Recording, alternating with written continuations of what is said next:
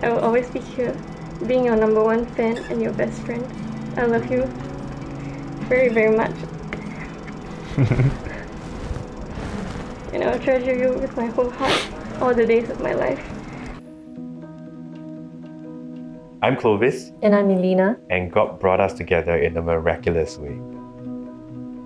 I've known him for quite a number of years because we were in the same church, but we weren't really friends, I would say. I mean, we were like ministry Buddies. Yeah, so we meet like once a week to pray together along with a group of people.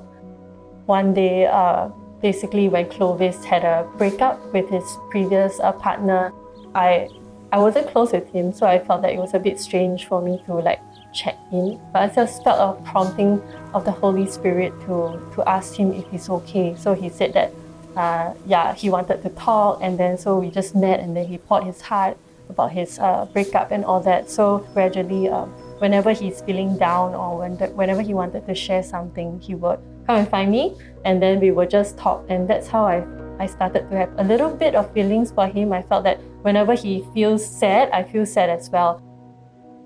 After I came back from exchange, we caught up a bit and we chatted a bit, but gradually he started like fading off. I think that we just don't talk as much. We're just not as close as before. I just told the Lord, I just want to end this whole like feelings that I have in me. So when I gave up, when I surrendered to the Lord, when I came before him and cried out to the Lord, that very night, the Lord showed me a dream.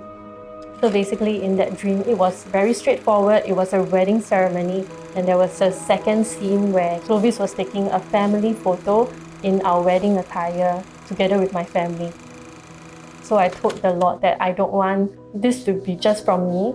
So if this is really, really from you, Lord, would you show my parents and his parents and of course him as well.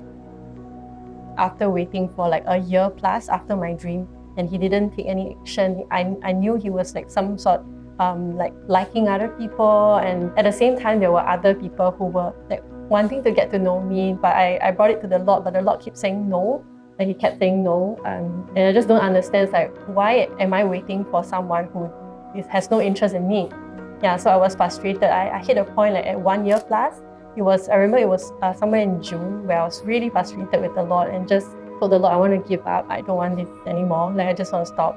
And then that was where Clovis' mom came to me suddenly at church camp. She wrapped her arms around me. She looked at me and said, "Girl, I don't know why my boy is so slow, but I don't want him to miss the boat. I know how you'll be related to me." I was at a One Thing gathering organized by Burning Heart, and that night, one of the nights, the pastor was speaking about Psalms 139, about how God knows your heart. He knows you from even before you were born. And that really hit me. But then I said, I surrender to you, Lord. I don't want my will. I want your will to be done. But if my heart isn't ready, don't show me anything. So that was the end of July.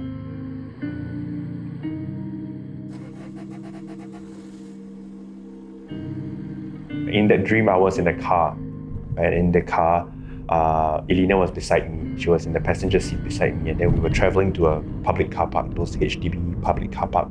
So in the car park, we were setting up for like a worship night. And then as I was playing the keys and leading worship, I had an issue with one of the chords, right? And then like Elina went to my email, she pulled out the chords and passed it to me. And then I woke up. So I spoke to my senior pastor then, and he interpreted the dream, which was very interesting because I've never seen it that way. I had the dream on the 8th of August. So what he said was 8 represented a new beginning. In the Bible, it represented a new beginning. And 8th of August is a double confirmation of a new beginning. And Elina was in the car with you. She is your partner, and you were going to do the work of the Lord. He said that she's of someone of close relation with you.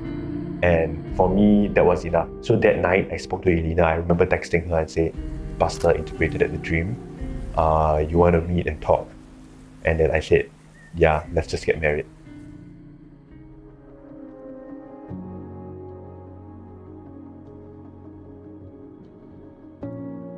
It was quite interesting to get to know Clovis after we got married. So I was like trying to find out what he likes, like the colors, the food, the drinks. I had to like figure out what her Chinese name was. I had to figure out like what she likes and she doesn't. Even though she's quiet, she would not make a big fuss of anything. Everything was fresh, everything was new, everything was a new discovery, we learned something new about each other every day. I find it pretty exciting. I felt that I was like, dating someone new, but that person is already my husband. My advice to couples is to really seek the Lord and set aside like an hour with Him every day. So what's important is really to spend quality time with the Lord. If it helps, seek mentorship from your pastors, your leaders, cell leaders, even your close friends who are Christians that you can really rely on. Don't go through this alone and assume that all is fine and dandy, we dream and we get married. It's not so simple. And even after 6 years, we still often ask ourselves, like, are we actually married? Like, even after 6 years. And we're so blessed to have each other. Everyone has free will, but to me, I want my will to be God's desire and His desire to be my will.